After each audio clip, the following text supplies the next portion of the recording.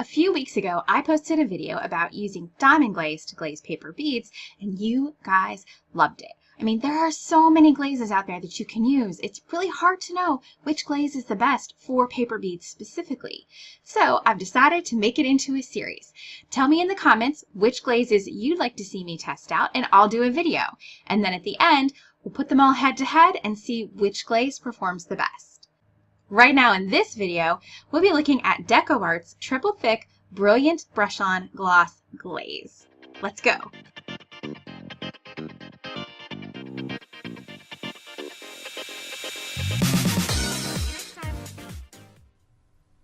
In this video, we're looking at another brush-on glaze, Deco Art's Triple Thick Brilliant Brush-On Glaze. Before we get started, if you're new here, don't forget to hit that subscribe button below this video so you can see all of the paper beading tutorials that are coming up. I'd love to have you join the channel. Here's what you'll need to use triple thick glaze on your paper beads. You need some type of a tray to put the glaze in. I like to use a small paint palette like this. You'll need a paintbrush.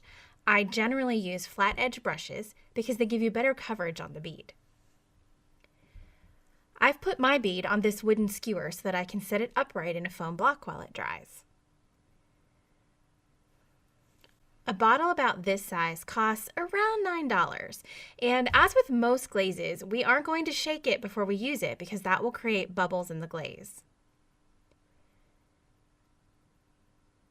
I'm going to give you a close-up of this glaze getting poured into the palette, and we'll see if it lives up to its name.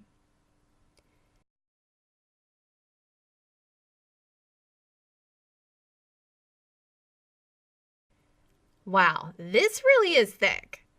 You can see how it drips from the bottle. That is much thicker than other glazes I've used.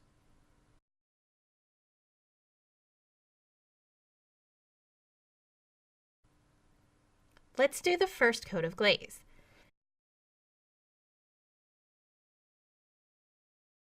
Wow, this is really thick. I mean, it's just sitting on my brush.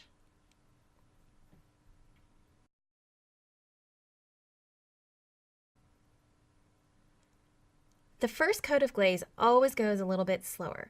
You can actually feel a little bit of drag on the brush against the paper. When you do the remaining coats, there's less friction and the process speeds up a bit. One of the reasons I like these flat edge brushes is that it's easy to get glaze right up to the edges. One thing you want to be careful not to do is to glue your bead to your stick. Keep the glaze off of the wooden skewer if you can.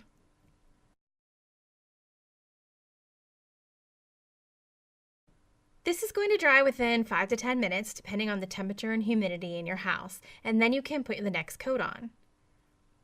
So we'll let this dry and then do a second coat. It's been about 10 minutes and the bead is dry. Let's compare it to an uncoated bead and see how it looks. With just one coat of triple thick glaze, you can see more shine on the bead, but you can still see the ridges of the paper. It also did not change the color of the paper, so that's a good thing. Now I'll apply the second coat.